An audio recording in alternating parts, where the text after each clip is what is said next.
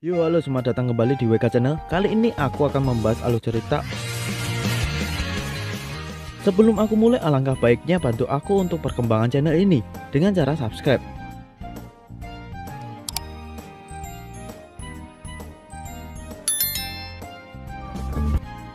Oke, sudah, terima kasih banyak. Tanggal 14 Maret, Takeo diajak Yamato ketemuan. Di hari itu, hari putih, hari di mana cowok membalas coklat pemberian si cewek di hari kasih sayang. Takeo memberikan hadiahnya yang terlihat kecil. Takeo terkesan dengan Yamato karena dia bisa tahu kado di dalamnya dibuat Takeo sendiri. Di dalam kotak ada kue yang terlihat kosong. Takeo meminta maaf karena kuenya terlihat kosong.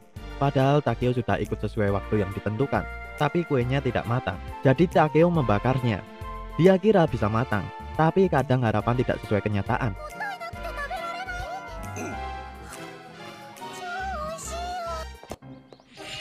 Takeo merasakan kehadiran seseorang, meminta Suna duluan. Takeo mengejar dan terus bertanya, ada perlu apa? Saat dia jatuh, ada surat yang melayang sampai ke air. Cewek itu berniat memberikan surat itu ke Suna. Takeo meminta maaf dan langsung mengambilnya. Takeo tidak sengaja membaca surat itu yang berisi, aku tidak perlu coklat balasan, jadi sukailah aku. Surat ini setiap tahunnya selalu ada dan tanpa nama. Takeo meminta maaf karena tidak sengaja membacanya. Dia bisa membantu si cewek itu, tapi si cewek itu tidak mau. Takeo bilang kalau butuh bantuannya, katakan saja padanya. Dia pamit pergi. Sebelum Takeo pergi, si cewek itu meminta tolong untuk dengarkan ceritanya dulu. Dia menceritakan tentang Suna pada Takeo. Mungkin Takeo tidak ingat pada dirinya, tapi pas TK mereka satu kelas. Dia bernama Yukika Amami.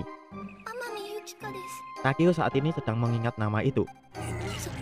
Yukika meminta Takeo tak perlu sampai seperti itu. Takeo dengan ingatan yang masih remang-remang, dia mengingatnya. Singkat cerita mereka pergi ke taman. Takeo bingung, kenapa Yukika cuma diam saja. Apa dirinya dulu yang mengajak ngobrol? Tapi Takeo tidak pandai dalam hal ini. Takeo harus mencobanya. Yukika meminta maaf, membuat Takeo khawatir. Dirinya tidak bisa mengobrol sama cowok, karena hampir semua cowok di TK dulu.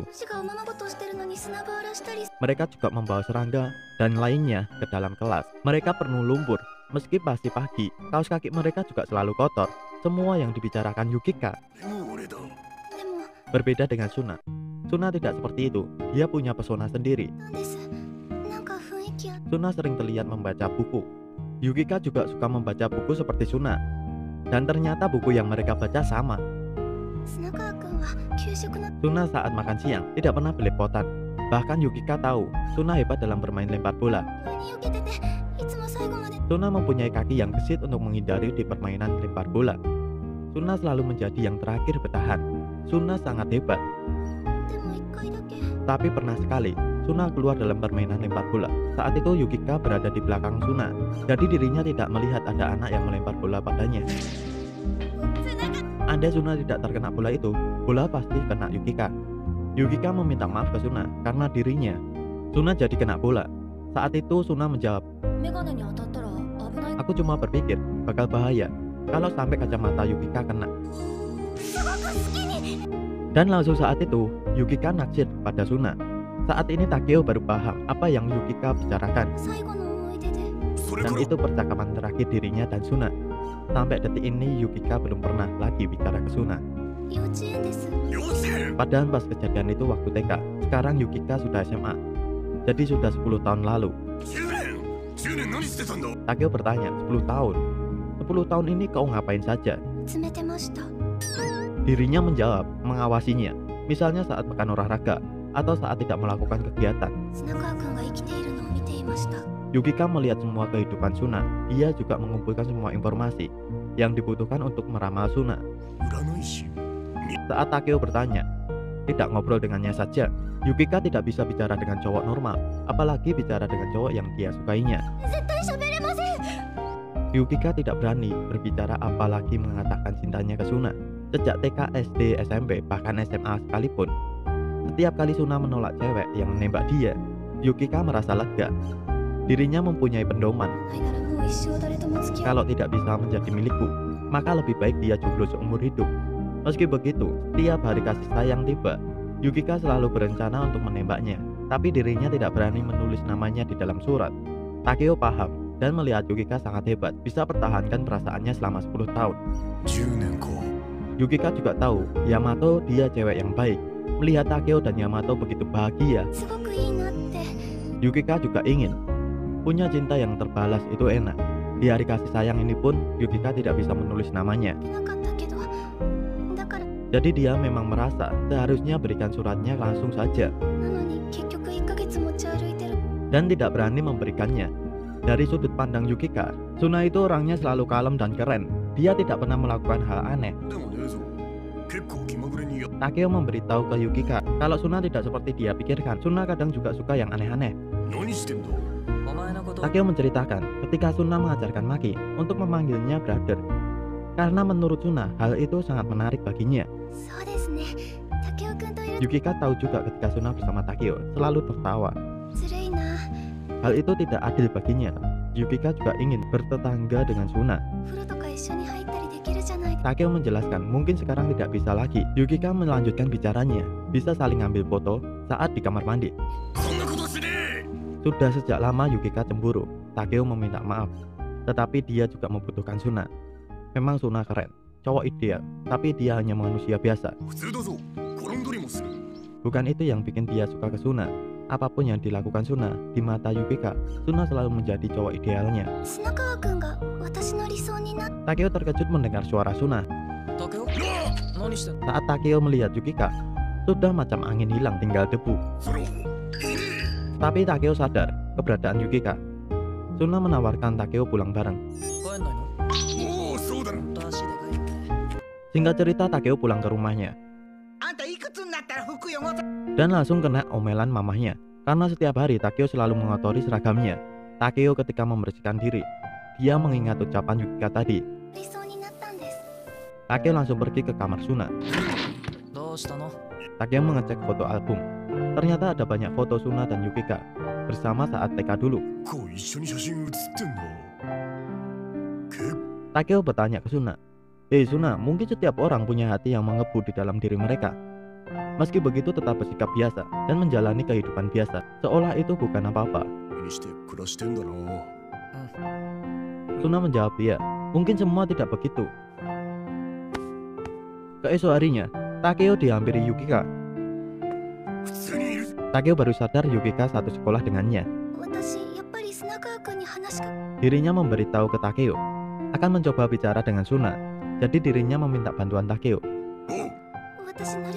Yukika sudah memiliki cara untuk memulai percakapan dengan normal. Mereka bisa buat skenario. Takeo tersesat dan Yukika yang menolong Takeo.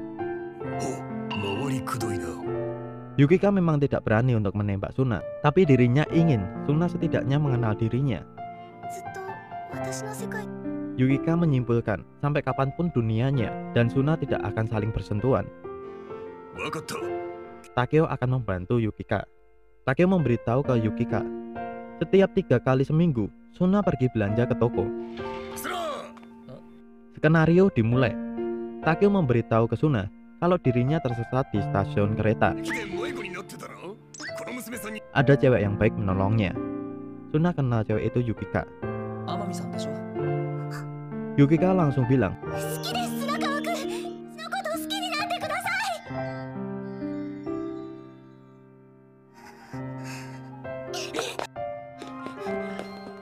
Takeo menyusulnya. Dia bingung kenapa Yukika berani menembak Suna langsung.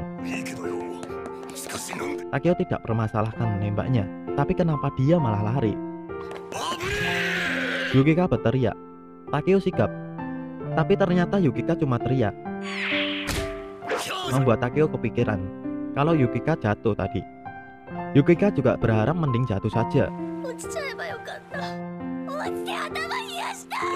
Dirinya tidak mengira Suna akan mengenalinya. Jadi saat Suna ingat dia, saking senangnya malah keceplosan. Takeo menasihati Yukika, sudah biarkan saja, nasi sudah menjadi bubur. Yukika bertanya, apa ada alat untuk dihapus ingatan? Apa bisa ingatan dipalsukan? Takeo memberi semangat Yukika. Memang menurut Yukika, perasaan selama 10 tahun bisa diwakilkan dengan yang tadi.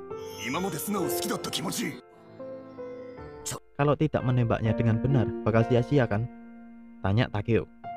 Selama 10 tahun ini Yukika menguntitnya. Menurut Yukika, Takeo menjelaskan lagi, Suna tidak mungkin berpikir begitu. Yukika akan mencoba menembak Suna dengan benar. Kali ini dengan sungguh-sungguh, jadi penolakannya pun pasti. Dan akan dia akhiri sekarang. Sore hari pun sudah tiba. Mereka dikejutkan. Suna yang masih menunggu di depan toko tadi. Suna bertanya tentang coklat dan surat yang setiap tahunnya diberikan ke dirinya tanpa nama. Yukika mengaku coklat dan surat itu dia yang kirim. Suna memberitahu, seandainya ada namanya, pasti akan dia balas. Yukika bertanya ke Suna, apa Suna benci dirinya? Suna tidak tahu bagaimana Yukika dan perasaannya. Meminta Suna jangan jawab sekarang, jadi meminta Suna kenali dirinya lebih lama lagi. Setelah itu barulah Suna boleh menjawabnya. Takeo baru tahu ada cara seperti itu. Tapi lagi-lagi Yukika lari dari keputusan. Suna meminta nomor telepon Yukika dan meminta Yukika jangan terlalu formal.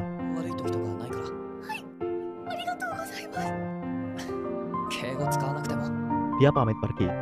Yukika tidak mengira bisa melakukan hal tadi. Hal yang dia rasakan tadi, kaget, seram, bahagia, bingung. Takeo bersyukur, tapi meminta Yukika jangan senang dulu. Ini belum berakhir. Menyukai seseorang selama 10 tahun tentu saja tidak boleh berakhir dengan mudah. Baguslah kalau tidak ditolak. Singkat cerita, Takeo datang ke Suna. Bertanya kenapa Suna tidak menolaknya. Suna menjawab, mungkin Suna lebih muda, terpengaruh dari perkiraannya. Suna bertanya, kenapa Takeo bisa bersama Yukika? Takeo menjelaskan dengan gerakan. Takeo sulit sekali untuk mengerti pikiran Suna. Dirinya juga menceritakan ke Suna langsung kalau Yukika memberitahu Suna pintar dalam hal bola lempar. Suna tertawa karena cuma ingat cara Takeo main bola lempar. Takeo selalu saja mengincar orang yang paling kuat. Intinya Takeo selalu bersaing dengan yang paling kuat. Meski dia coba lempar bola pada yang lain, Takeo melompat untuk menangkapnya. Akhirnya, pertandingannya jadi nyeleneh. Takeo tidak ingat kejadian itu, tapi dia tahu Suna sangat memperhatikan orang-orang di sekitarnya. Tapi Takeo merasa Suna tidak ingat akan kejadian yang membuat Yukika jatuh hati padanya. Kali ini Takeo mencoba diam saja, karena itu hal yang harus Yukika katakan sendiri secara langsung. Pagi harinya, Takeo mengeluarkan antena pendeteksi Yukika. Takeo bingung kenapa Yukika tidak menghampirinya. Apa harus Takeo kode dulu? Takeo berpikir begitu, jadi dia mencoba pula menghampiri Yukika dan akan diambil Suna, sehingga mereka bisa bertemu. Rencana yang bagus.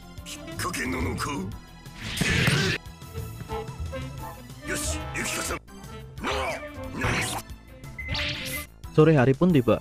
Takeo meminta Suna menunggunya sebentar di sini. Takeo menyuruh Yukika temui Suna dan bikin dia kenal dirimu. Takeo meminta Suna pulang bareng bersama Yukika. Dirinya mendoakan Yukika yang terbaik. Tapi dia melihat Yukika terlalu jauh. Dan juga terlihat Suna berjalan begitu lambat hari ini. Mereka berpisah. Takeo bertanya ke Yukika. Yukika meminta maaf dan menjelaskan berada di dekat Suna, dirinya jadi sangat sulit bernafas. Dia tidak mengira Suna yang dia sukai bicara padanya. Saat itu Takeo ditelepon Yamato, ditanya di mana dan sama siapa. Takeo meminta izin ke Yukika. Apa boleh dia cerita semuanya ke Yamato? Karena Takeo tak pintar menyimpan rahasia dan juga tak ingin menyimpan rahasia. Yukika memperbolehkannya. Yukika meminta tolong, saran dari Yamato. Singkat cerita mereka berkumpul. Takeo menjelaskan seperti dia menjelaskan ke Suna tadi. Menurut Yamato, penjelasan Takeo mudah sekali dimengerti. Takeo meminta Yukika untuk bisa bicara dengan Suna, seperti Yukika bicara dengan Takeo dan Yamato. Itu tidak mungkin bisa dilakukan Yukika, karena di dekat Suna saja sudah membuatnya hampir pingsan. Yamato berpendapat sama dengan Yukika. Dari pengalamannya pertama kali bicara dengan Takeo, dia sangat gugup. Berdiri di depan pintu rumahnya, Yamato tak berani pencet belnya. Ketika mencoba menelpon, jantungnya berdebar begitu cepat. Takeo baru tahu itu. Waktu itu Takeo belum sadar. Tapi Takeo yang waktu itu sungguh bahagia. Adegan berganti ke Suna. Dia sedang melihat surat pemberian Yukika. Balik lagi ke Yamato yang memberi saran ke Yukika. Kalau tidak bisa bicara, cobalah tersenyum padanya. Yukika tidak percaya diri dengan senyumannya. Yamato bingung harus gimana. Takeo memberi saran, bagaimana kalau main bareng, bisa saling kenal dan bakalan asik pula. Yukika mengirim chat ke Suna, berterima kasih dan mengajak bermain bersama ke kebun binatang. Takeo dan Yamato boleh diajak juga. Dia meminta Suna menentukan waktunya. Takeo melihat chatting Yukika yang formal. Suna menawarkan Takeo dan Yamato kalau mau ikut. Sebelum Takeo pergi, dia bertanya ke Suna. Menurut Takeo, kalau Suna tidak mau pergi, tinggal bilang saja. Karena perasaan Suna yang paling penting di sini. Suna menjawab, kalau tidak mau, aku tidak akan pergi. Karena Suna emang pengen pergi. Takeo tahu, itu hal hebat. Dia akan selalu bisa pergi kapanpun.